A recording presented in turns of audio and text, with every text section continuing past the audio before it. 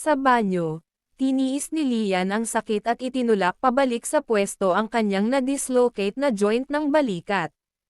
Sa pagtingin sa kanyang refleksyon sa salamin, naisip ni Lian sa kanyang sarili na kung maaari pa siyang manalo ng isa pang laban, tatapusin niya ang kanyang unang misyon.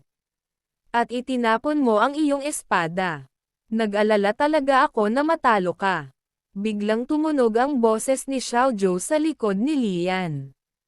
Mahinang sinabi ni Lian, libre ka ba? Pumunta ka ba para panoorin akong lumaban mag-isa? Sinong kakalabanin mo? Sumagot si Xiao Zhou na ito ay isang batang Wing Chun. Dinilaan ni Lian ang kanyang mga labi, lumingon kay Xiao Zhou, at inutusan siyang mag-ingat na huwag tumaob sa gutter. Bagamat may rebelding personalidad si Lian at kakaunti ang mga kaibigang kaedad niya ang karapat-dapat na papuri sa mundo ng martial arts, talagang gusto niya si Xiao Zhou. Matigas ang ulo niya at malamig sa labas ngunit mainit sa loob. Sa panahon ng paghina ng martial arts, bihira ang mga tradisyonal na martial arts expert tulad ni Xiao Zhou. Noon lang, may nagulat sa labas ng pinto na magsisimula na ang laban ni Xiao Zhou. Naglakad si Xiao Zhou sa pintuan, pagkatapos ay biglang tumalikod at sinabi kay Lian, Gong Sanyan at Zhang Yi ay talagang hindi tunay na lalaki. Pagkasabi nun ay umalis na siya nang walang pag-aalinlangan. Ibinoka ni Lian ang kanyang bibig sa pagtataka at sinabing, ang kayamanan ay hindi maaaring mangulam, ang puwersa ay hindi masusupol, at ang kahirapan ay hindi makapagpapabago sa kalooban ng isang tao. Kung may sasabihin ka, sabihin mo lang. Bakit ka nagpapanggap na isang intelektual? Akala mo ba talaga binenta mo ang sarili mo kay Judy?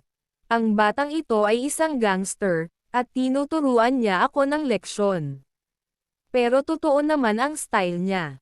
Sa arena, nag-iinit si Xiao Zhou. Inutusan pa rin ng ahente si Xiao Zhou sa pagkakataong ito, hindi ordinaryo ang kanyang kalaban, napakalupit niya. Sa 10 laban, namatay o na-disable ang kalaban. Huwag maging maawin. Bahagyang ngumiti si Xiao Zhou. Hindi ako kailanman naging maawin. Kaya lang, hindi na kailangang patayin silang lahat. Sa arena, hindi nagsuot ng Tiger Fist Lock si Xiao Zhou ngunit may hawak na siyam na ring na broadsword. Kaharap niya ang isang gwapong binata, mga 18 o 19 years old. Mahirap hulaan na isa siyang walang awa na tao. Tumingin ang binata kay Xiao Zhou at nakangiting sinabi, sa arena, walang kinalaman ang buhay at kamatayan. Kinagat ni Xiao Zhou ang kanyang mga labi, malamig na ngumiti, at hindi sumagot. Iniyuko lamang niya ang kanyang ulo at binati ang pamilya Do, si Zhou Yun. Ginaya rin ng binata ang Wing Chun salot. Zi Changxi, sa wakas nagsimula ang labanan sa pagitan nina Xiao Zhou at Zhe Tianxi.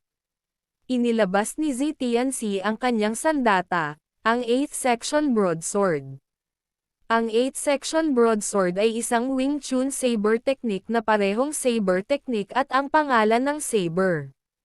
Ang katawan ng sable ay mas maikli, ang talam ay makitid, ang talam ay matalim at tuwid na mga saksak, at ang pamamaraan ng sable ay walang awa.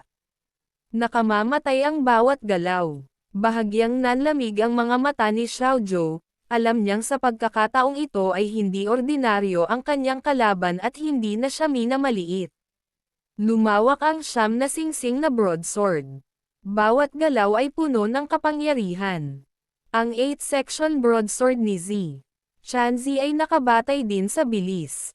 Ang dalawang panig ay gumamit ng bilis upang harapin ang bilis.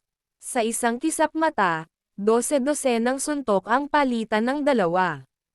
Ang saber ni Zi Chanji ay mas magaan, at ang kanyang bilis ay bahagyang nakahihigit. Nang binago ni Xiao Zhou ang kanyang ritmo ng paghinga, diretsyong nilaslas niya ang mga mata ni Xiao Zhou. Malakas na bumagsak ang dalawang sable. Umiwas si Xiao Zhou sa gilid, at binago. ni ZTNC ang kanyang footwork mula sa paglaslas patungo sa pag-ikot pataas.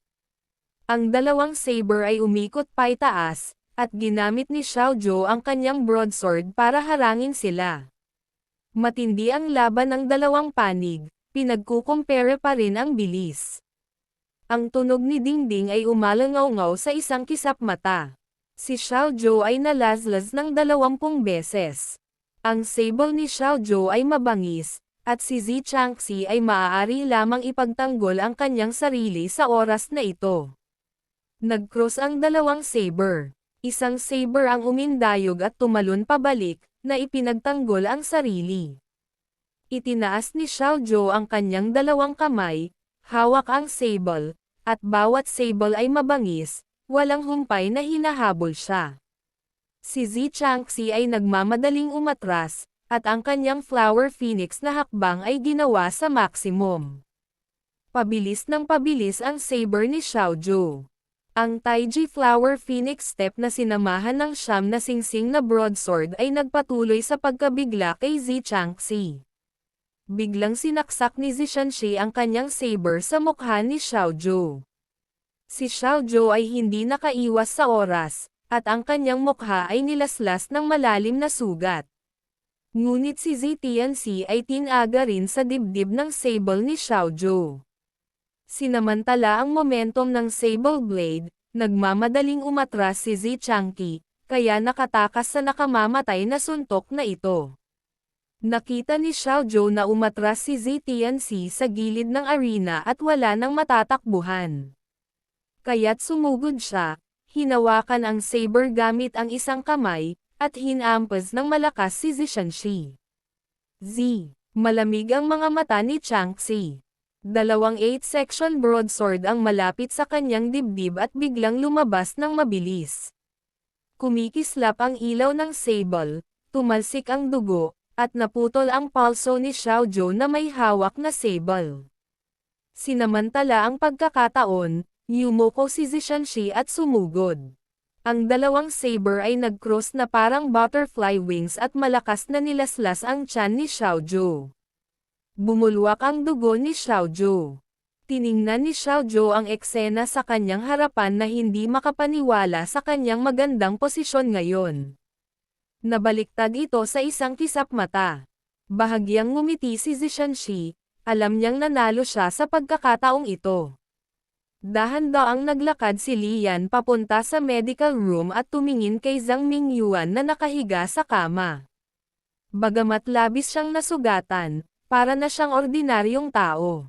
Tila malakas talaga ang epekto ng minanang kapangyarihan sa katawan. Nang makita ng nurse ang kanyang kamay sa binti ni Zhang Mingyuan, ngumiti si Lian ng makahulugan at sinabi sa mahinang boses, "Excuse me, nurse, may gusto akong kausapin sa kanya ng pribado." Agad binawi ng nurse ang kanyang kamay, tumingin kay Zhang Mingyuan, at umalis. Hindi nagpatalo si Lian at inabot niya ang piraso ng antigo. Ito rin ang isa sa mga pangunahing layunin ng kanyang pagbisita. Tiningnan siya ni Zhang Mingyuan na may kaunting galit at sama ng loob at sinabing, "Sa aking dibdib, nabali ang aking kaliwang kamay, at ang aking kanang kamay ay may hiwa na 400 centimeters ang haba. Maaari mo itong kunin sa iyong sarili." Umupo si Lian malapit kay Zhang Mingyuan at inabot ang kanyang damit para kunin ang dalawang anti-gong piraso. Then he asked directly, "First time mo bang sumali sa Yanfu event?" Sinabi ni Zhang Mingyuan na ito ang kanyang pangalawang pagkakataon. Pagkatapos noon, tinanong ni Lian kung may taong grasa ang nagdala sa kanya. Nagulat si Zhang Mingyuan at sumagot, "Hindi. Ang taong nagdala sa akin ay isang magandang babae na hinding-hindi ko makakalimutan." Nag-isip sandali si Lian. Tila mayroong higit sa isang gabay. Pagkatapos ay tinanong ni Lian ang tanong na pinakagusto niyang malaman ngayon. Ano ang reward sa pagkumpleto ng Yanfu event? Ang mga mata ni Zhang Mingyuan ay kumikislap sa panatos mo habang sinasabi niya na sa unang pagkakataong. Makumplito ng isang tao ang kaganapang Yanfu, tiyak na matatanggap ng isa ang minanang kapangyarihan ng Yanfu. Ibig sabihin, isang kapangyarihang higit sa karaniwan. Tahimik na nagsindi ng sigarilyo si Lian at walang awa na sinabi, tumigil ka na sa pagsasalita ng walang kaparerekan. Ano man ang ibig sabihin ng iyong gamitin, ito ay walang silbi. Kung talagang gumana, dapat ako ang nakahiga dito. Ano pa ang meron? Sinulyapan ni Zhang Mingyuan si Lian na may sama ng loob at ipinaliwanag ang mga patakaran ng kaganapan sa Yanfu. Ito ay lumabas na pagkatapos makumplito ang kaganapan, ang lahat ng mga aksyon ay mabibilang bilang mga puntos. Kung mas mataas ang marka, mas mataas ang kapangyarihan sa pagbili, at ang pinakamabisang paraan upang mapataas ang kapangyarihan sa pagbili ay ang pumatay ng mga tao. Huminga ng malalim si Lian sa kanyang sigarilyo at walang sinabi. Sumulyap si Zhang Mingyuan kay Lian at nagpatuloy, marahil sa isa pang 2 oras, mawawala ang aking 2 maningning na beast powers. Magiging maayos ang iyong kanang kamay. Nang marinig ang balitang ito, nakaramdam ng ginhawa si Lian. Mayroon pa ring ilang mahihirap na laban sa hinaharap, at ang isang pile na kanang kamay ay magiging napakahirap. Ito ang pinakamagandang balita noong araw. Tumayo si Lian, tinitigan si Zhang Mingyuan, at sa wakas ay nagtanong, ang manlalaro ba na naglaro ng pusa at daga kasama ko nitong mga nakaraang araw? Ikaw. Tumingin si Zhang Mingyuan kay Lian na may kaunting pagdududa. Hindi ko alam kung ano ang sinasabi mo. Siguradong hindi ako yon. Tsaka ano ang relasyon nyo ng kapatid ko? Yung ex-lover ko, sabi ni Lian.